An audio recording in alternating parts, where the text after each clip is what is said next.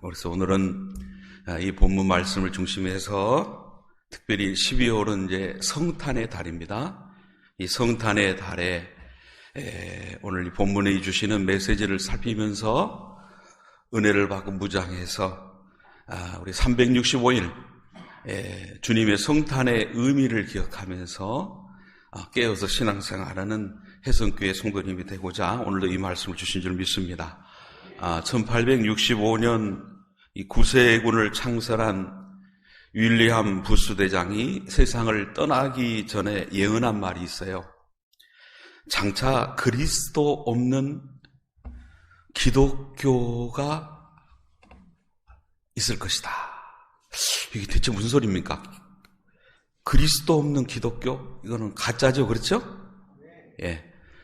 교회에서 모임은 갔는데, 기독교라고 모임은 갔는데, 예수님이 없는 걸 말하는 거예요. 이어서, 중생 없는 구원. 이것도 말도 안 되죠. 거듭나야, 성령 안에 거듭나야 구원받는 줄 믿습니다. 그리스도 없는 성서. 여러분, 구약과 신약은 예수님이 주인공이요. 오실 예수님, 이제 다시 오실 예수님으로 끝이 나죠? 구약은 오신 예수님. 그런데 예수님이 없다면은 그 성경은 뭐예요? 아무것도 아니죠. 회개 없는 용서를 논할 때가 올 것이다. 반드시 회개가 있고 용서가 있는 거죠. 자, 구세군을 창설할 때 가장 가난한 자들을 위해 오신 주님을 본받아서 이런 변질이 있어서는 안 되겠다 해서 한편성 약하고 버림받은 사람들 위해 봉사했지만은 자신은 굉장히 조심하고 있었지만은 장차 기독교가 변질될 것이다를 내다보고 있었다는 거죠. 예수 그리스도는 변함이 없지만 그를 믿는다는 그리스도인들은 끊임없이 무기력해지고 사탄의 도전을 받아서 휘둘리고 그래서 잘못된 쪽으로 변화할 수 있는 그런 때가 온다. 정신을 차려야 된다는 거죠. 깨어있는 소수가 돼야 한다는 거죠. 여러분 불과 이 말한 지 150여 년의 세월이 흘렀는데 현재가 그러한 때가 아닐까 할 정도로 기독교가 욕을 많이 먹고 있어요. 참 믿음의 사람들, 야 진짜 장로님이야, 진짜 목사님이야, 아멘들 하셔야 되는데 진짜 권사님이야, 그런 말을 드려야 되는데 진짜라는 말을 못 듣는 그런 성도들이, 사역자들이 너무 많은 시대가 아닌가를 증거해보고 나를 돌아보는 거예요. 여러분 적어도 성탄의 경우 그리스도 없는 크리스마스를 얼마든지 볼 수가 있어요. 그러니까 성탄절 다가오면요, 요새는 교회들이 여기서 추일이나 그런 부분이 좀 조용해졌는데 어디서 제일 여러분 캐롤이 많이 들리냐? 술집에서 많이 들렸어요. 그 말이 되겠습니까? 예?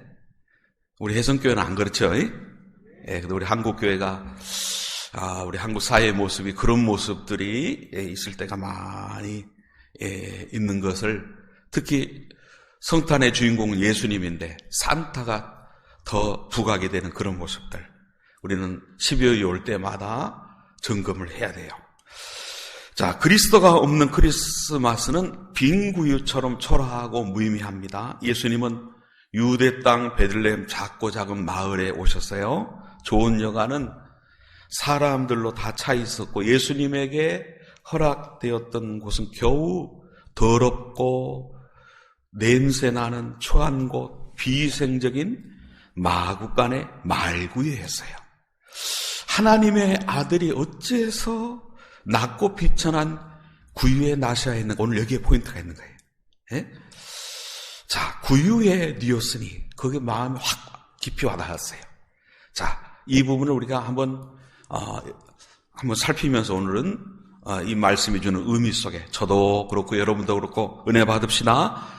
자, 구유에 오신 예수님 어떤 분이십니까? 첫 번째로 낮고 천한 곳에 오신 예수님이다. 마구간은 어둡고 소외되고 비천한 곳입니다. 오늘의 축사와도 같이 번듯한 곳이 아니었어요. 가나안에 찌들려 살던 이 베들레헴 사람들은요, 축사를 지을 형편이 못 돼서 자연 동굴을 외양간으로 사용한 거예요. 빛도 들어오지 않고 통풍도 되지 않는 컴컴한 동굴, 가축들의 똥오줌으로 역겨운 냄새만 진동하는 동굴이었어요. 여러분, 예수님께서 하고 많은 장소 중에서 왜 이곳에 이렇게 비천한 몸으로 오셨을까요? 구유에 오셨을까요?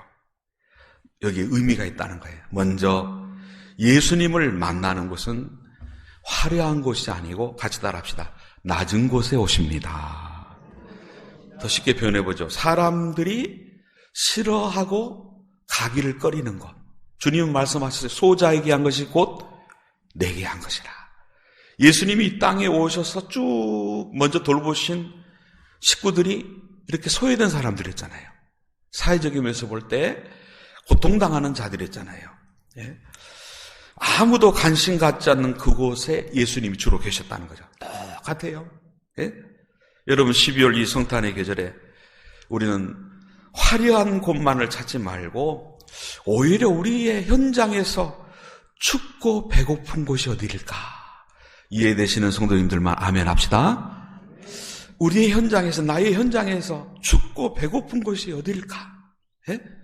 특히 12월은 이 성탄의 정신을 우리가 안다면 그렇게 말씀 안에서 살피면서 돌아봐야 돼요. 이것이 이제 365일로 전진해야 되겠죠.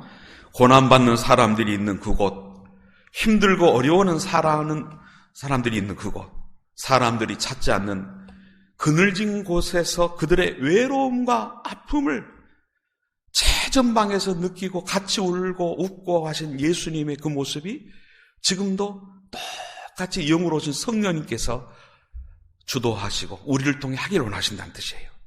여러분, 이런 예수님의 마음을 품고 항상 우리는 서로서로 격려해야 됩니다. 같이 합시다. 성도님의 아픔은 나의 아픔입니다. 우리 주위에 그런 사람들 쉽게 만나기 힘들면 바로 우리 가족, 우리 성도님들, 이웃들을 바라보면 다 아픔이 있어요. 다 아픔이 있어요.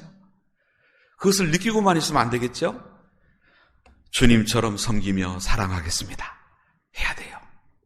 자, 우리 앞에 분, 뒤에 분 다시 한번 해볼까요? 주님처럼 섬기며 사랑하겠습니다. 시작. 예.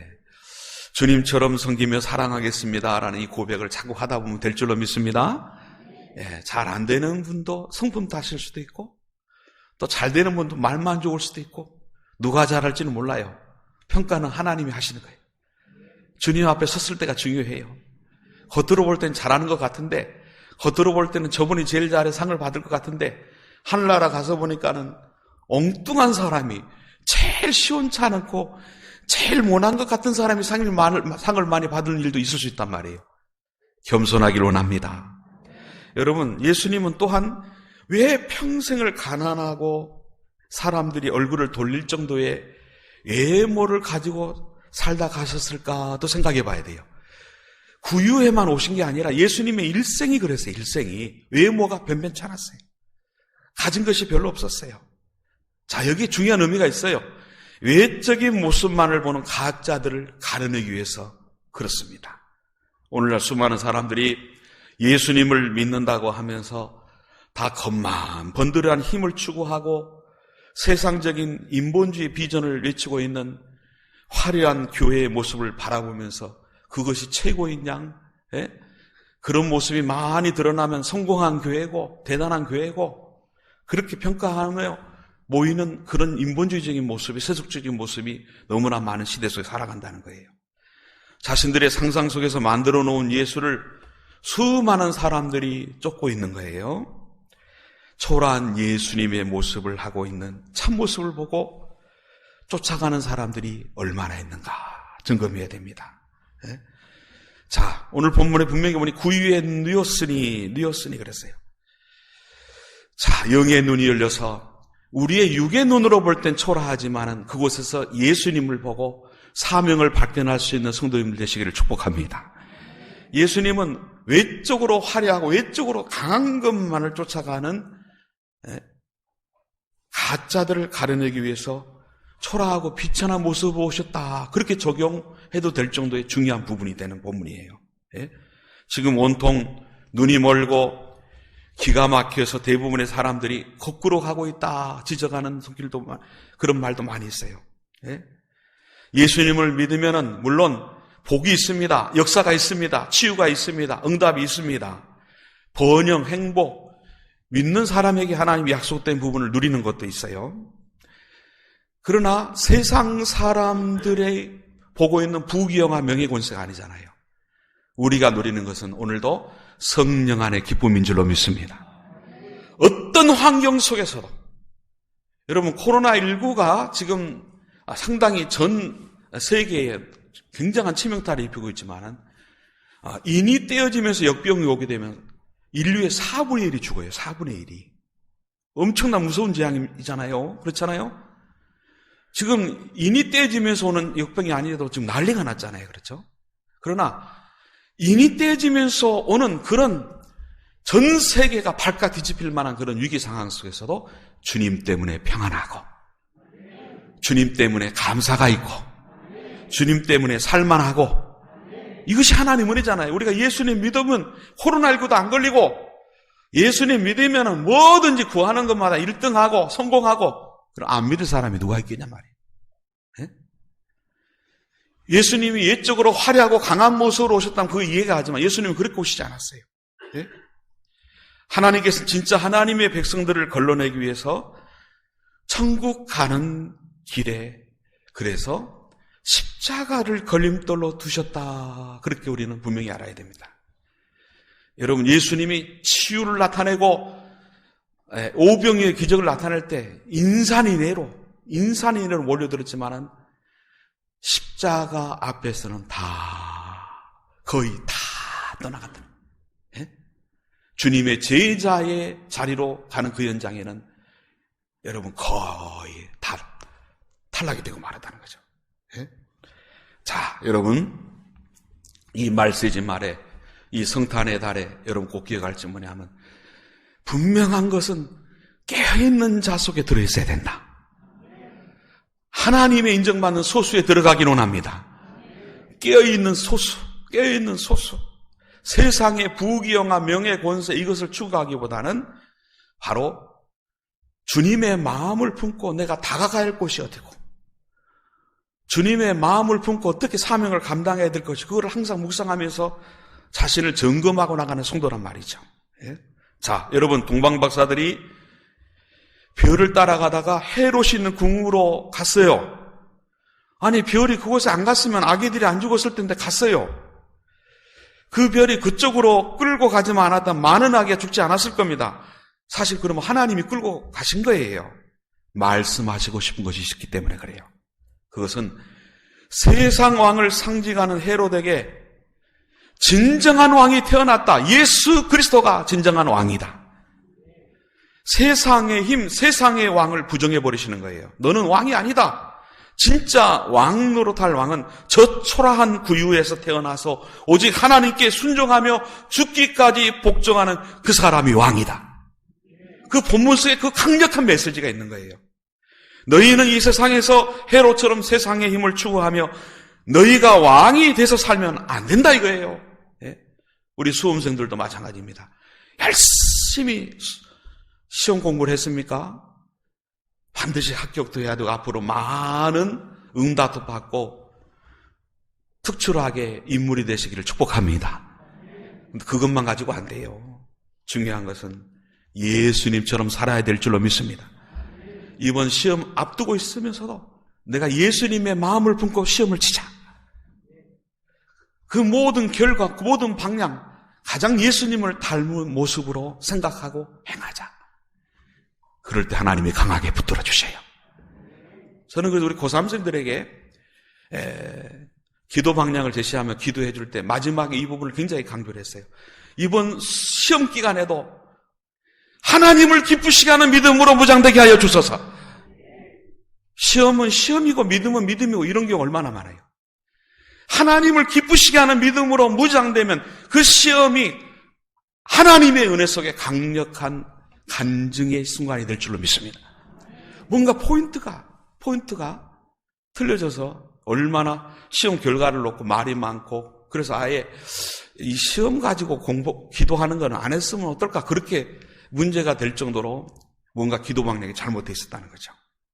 여러분, 하늘의 왕 예수님은 자기를 죽여서 원수들을 살려냈습니다.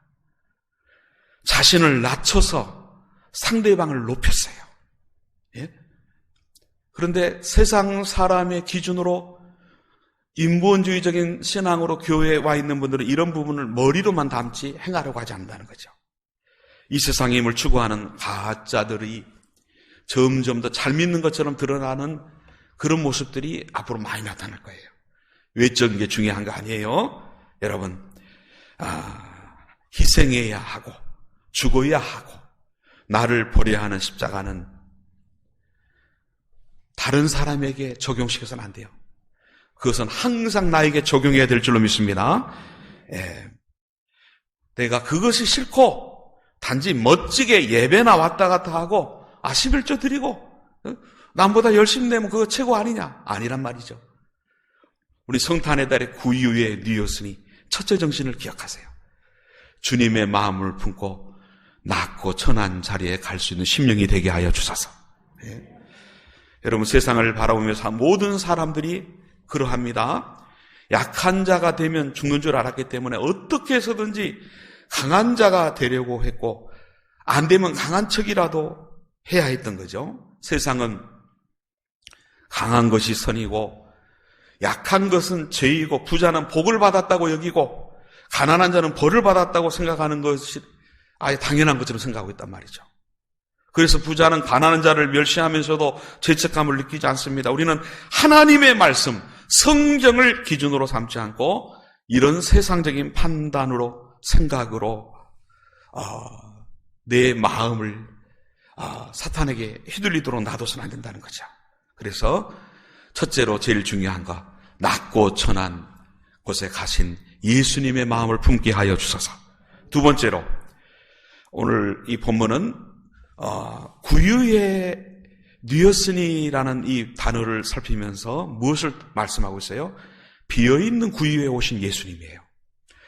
사람들은 예수님을 거부했지만 마국간의 구유는 예수님을 받아줬습니다. 어쩌면 이 구유는 이 세상에서 아기 예수를 가장 먼저 품는 영광을 누렸는지 모릅니다. 아기 예수가 태어나시던 날 밤에 아픈 배를 부여잡고 여러 여간을 진전했지만 받아주는 사람이 없을 때 마구간에 비어있는 구유가 예수님을 품을 수 있었다는 거죠. 자, 주님은 지금도 마구간 같은 겸손한 사람, 어떤 사람이요? 겸손한 사람.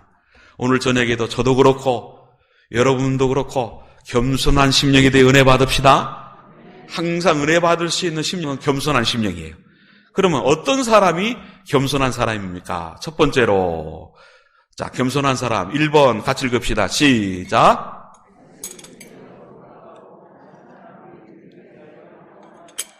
예, 내가 분명히 할 수 있어요. 하면 좋은 거예요. 그런데 다른 사람의 유익이 될 듯 하면 양보할 수 있는 그 마음.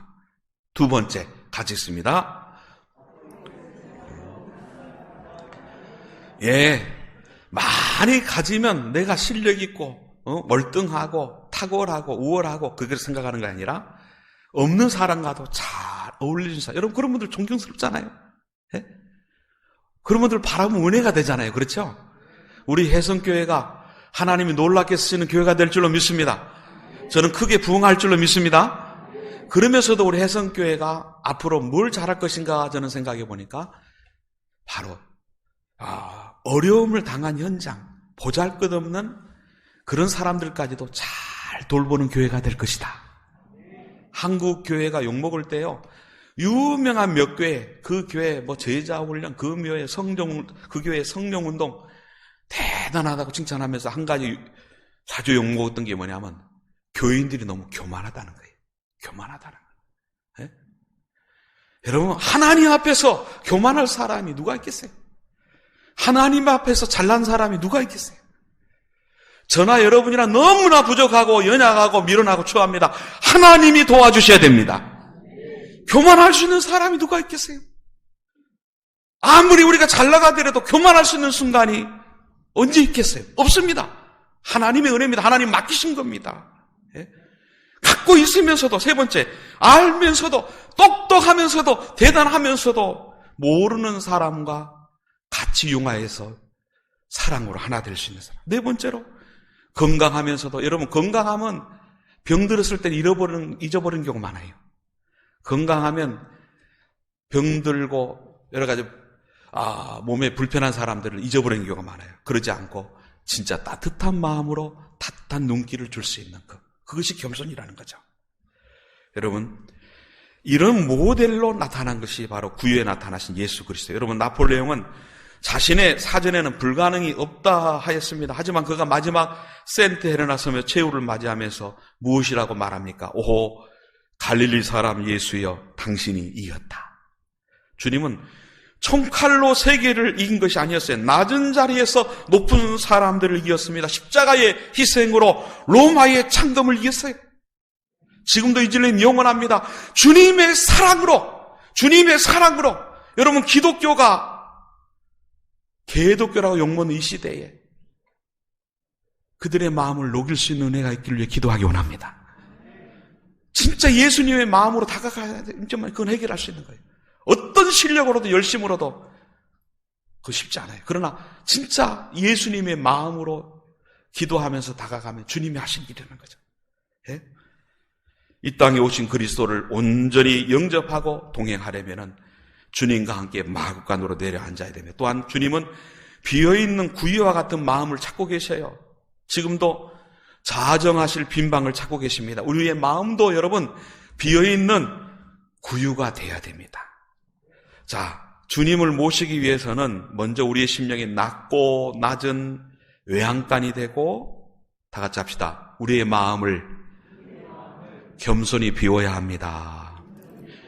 예, 내 안에 헛된 것들을 버려야 돼요. 세상적인 욕심, 여러 가지 인간적인 부분들을 매일매일 성령의 불로 태우고 말씀으로 씻어야 됩니다.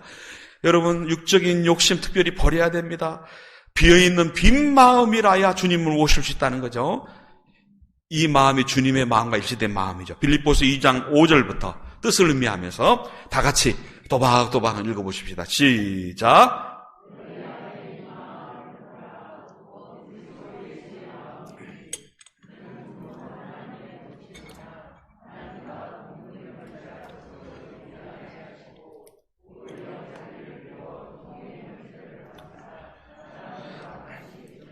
예, 지금까지 말씀하신 주님의 그 메시지가 또 이 말씀 속에 다 담겨 있어요. 예수님의 마음을 품으라. 여러분, 오늘 저녁에도 저와 여러분 예수님의 마음을 품으면 큰 은혜 받는 줄 믿습니다.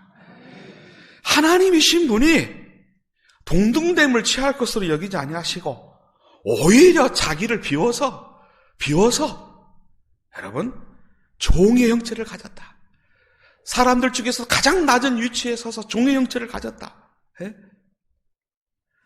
여러분, 성탄절기가 되면 자주 공연하는 유명한 연극이 하나 있어요. 빈방이 있습니까? 라는 연극이에요. 배경은 성탄극을 준비하던 어느 교회 고등부의 이 덕후가 맡은 역은 마리아와 요셉이 여관문을 두드리면서 빈방이 있습니까? 라고 물으면은 주인 역을 맡은 덕후가 빈방 없습니다. 이게 퉁명스럽게 매몰차게 대답을 하는 그런 역할을 해야 됩니다. 그런 덕후는 원래 마음씨가 참 착했어요.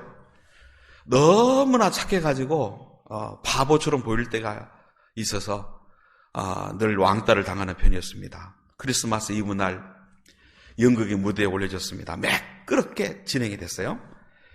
자, 요셉과 마리아가 호적 신고를 위해 고향 베들레헴으로 가는 길이었습니다. 마리아가 갑자기 해산기가 돌았어요. 난리가 났어요. 이제 큰일 났어요. 이제 아이를 낳아야 되는데 들어갈 데가 없어요. 드디어 여관 주인이 덕구이가 이제 나오기 시작했어요. 등장 차례가 된 거예요. 마리아와 요셉이 어느 여관 문 앞에서 사정하듯이 빈방이 있습니까? 아유, 큰일 났습니다. 아이를 낳아야 되는데 낳을 수가 없습니다. 좀 도와주세요. 그런 등장한 덕후가 빈방 있습니까? 라는 물음에 갑자기 머뭇거립니다. 영국과 실제 자신과를 혼돈하기 시작한 거예요. 자기 집에는 실제 빈방이 많이 있었거든요. 그리고 해산을 앞둔 마리아가 너무나 불쌍하게 보인 거예요. 예? 순간 덕구는 우리 집에 빈방이 있어요. 빈방이 많이 있어요. 마흑관으로 가지 마시고 우리 집으로 가세요. 그리고 마리아와 요셉을 끌고 가려고 합니다. 자, 각본대로 됐어요, 안 됐어요? 각본대로 안 됐어요. 순간 간육 속에서는 폭소가 터졌습니다. 예? 연극이 완전히 망쳐진 것 같았습니다. 예? 학생들이 연극을 망쳤다고 덕구를 원망했습니다. 그러나 오히려 성도들은요, 덕구의 그 진솔하고 맑고 깨끗한 마음씨에 감동을 받은 거예요. 예? 그때부터 이 덕구의 아름다운 마음이 많은 사람에게 덕담이 된 거예요. 여러분, 덕구의 이 아름다운 마음이야말로 비어있는 구유와 같은 마음이 아니겠는가? 여러분, 저와 여러분 너무 똑똑하고 대단해서 항상 마음이 차 있어서 주님을 모셔야 될 상황, 성령님 모셔야 될 상황에 모시지 못하는 그런 엄청난 잘못을 저지르고 있지 않는가를 점검합시다. 언제고 성령님이 역사하시려면 어서 오십시오. 할렐루야. 성령님을 온전히 모셔서 성령께서 은사, 성령께서 권능, 성령께서 지혜를 주시고 성령의 열매를 가장 많이 맺는 해성교회 성도들이 되실 주의 이름으로 축복합니다. 여러분, 일단은 비울 때 항상 예배 드릴 때마다 우리는 오늘도 은혜 받기 위해서 마음을 비워야 돼요. 말씀을 딱 들을 때, 그 말씀 오늘도 그렇게 저렇게 그렇게 돌아가겠구나 하고 마음 안 비워버리면 어떤 말씀이 주어져도 말씀은 튕겨집니다. 그러나 말씀은 능력인 줄로 믿습니다. 말씀이 검이 되고 말씀에 부흥이 있고 말씀 안에 치유가 있고 말씀 안에 하나님의 역사를 체험하려면 일단 내가 말씀을 듣기 전에 예배 전에 준비를 해야 된다는 거죠. 비워야 되죠. 마지막으로 오늘 본문은 십자가를 지라 하시는 예수님을 구유의 니오스니라고 표현합니다. 구유에 오신 예수님은요, 영적으로 낮고 천한 가운데 지신 십자가를 딱 가리키고 있어요. 조금만 그 부분을 묵상하면 바로 십자가를 발견할 수 있는 메시지예요. 여러분, 우리 그리스도인에게 십자가 없는 신앙은 신앙생활이 아니지요. 많은 성도들이 십자가로 용서받는 것만 원했지 십자가를 지고 주님을 따르는 길은 싫어한다는 거죠. 두려워합니다. 너무나 많은 분들의 모습이죠. 점점 더 그럴 거예요. 그러나 저와 여러분은 그러지 마십시다. 네. 여러분, 말씀을 통해 복음을 깨닫고 주님을 바라보면요, 딱 주님은 가장 중요한 순간에 십자가를 지라. 자, 옆 손을 꼭 잡으면서 반드시 십자가를 잘립시다. 시작. 네, 옆에뿔이 좀 눈꺼풀이 무거우면 깨주세요. 예, 반드시 십자가를 잘 지기를 원합니다. 여러분, 많은 그리스도인들이 십자가는 구원의 문이면서 동시에 걸림돌이기도 해요. 십자가 때문에 구원을 받았지만은 십자가 때문에 주님 앞에 제대로 나아가지 못합니다. 여러분, 십자가 때문에 주님을 따라가기 어렵다고 합니다. 그러나 신앙생활을 바로 하려면은요, 십자가를 지는 고난을 항상 넘어져야 돼요. 예? 이 십자가가 두려워 외면하면은요, 예수님 온전히 따라가지 못해요. 따라가다 마는 거예요. 그러면 따라가다 마는 것으로 끝나지 않아요. 주님이 예비하신 진정한 자유, 진정한 승리, 주님이 역사하셔서 내가 승리하고 열매 맺는 그 간증의 주인공이 될 수 없다는 거예요. 어제 역사하셨던 주님은 오늘도 우리에게 은혜를 주십니다. 오늘도 우리에게 간증을 주신 하나님, 내일도 간증을 주실 줄로 믿습니다. 우리 귀한 수험생들도 수험 시간을 통해서도 주님의 은혜를 받는 간증이 있으기를 축복합니다. 여러분, 오래전에 존 스토트 목사가 우리나라 교회를 돌아보고 가면서 한국 교회는 개종을 해야 한다는 치욕적인 말을 하고 떠났습니다. 변해야 한다는 말이 아니라 개종을 해야 된다는 거예요. 지금 한국 교회는 기독교가 아니라 그랬어요. 뭘 지적했냐면 십자가가 사라졌다는 거예요. 네. 그리고 존 스토트 목사는 유럽 교회가 박해를 받지 않는 것을 탄식했어요. 역시 십자가가 진정한 복음 선포가 없다. 바르게 십자가 복음을 전하고 그들이 그 삶을 살고자 하면 핍박을 당연히 받게 되는데 적당히 타협하고 있다는 거죠. 예? 십자가 없는 친목 모임이 된 소그룹 예배. 예? 여러분, 인본주의적인 그런 모임들이 점점 늘어날 거예요. 그러나 여러분, 혜성교회는 복음 안에 무장되어 있으니 감사합니다. 어느 교회보다도 건강하게 세워지고 있으니 감사합니다. 이런 말씀을 들으면서 우리는 다시 한번 한 마음으로 복음 안에 무장해야 돼요. 예수님의 마음으로 무장해야 될 줄로 믿습니다. 교회와 그리스도인들이 예수 그리스도가 죄인들을 위해 십자가에서 죽으셨고 구원은 전적으로 값없이 선물로 받은 십자가의 은혜에 의해 주어진다는 원색적인 이 복음을 굳게 붙잡으면은 세상에 교만한 사람들은 그것이 걸림돌이 돼요. 그래서 우리를 욕할 수 있어요. 핍박할 수 있어요. 조롱하고 배척할 수도 있어요. 그러나 성경은 당연히 그럴 때는 핍박을 받는 것이 복이라 했어요. 어떤 상황에도 우리는 위축되지 않기 원합니다. 말씀을 맺습니다. 십자가의 복음은 강력한 것입니다. 구원이냐 멸망이냐 둘 중에 한 가지 뿐이라고 주장을 합니다. 예수님 안에 십자가의 구원이 있는 줄 믿습니다. 당신들도 옳고 우리도 옳습니다라고 하지 않는 거예요. 오직 구원은 예수 그리스도 십자가에만 있다. 예. 십자가 없이는 주님과 진정한 동행을 할 수 없습니다. 자, 마태복음 10장 38절 말씀 우리 큰 소리로 같이 읽겠습니다. 마태복음 10장 38절입니다.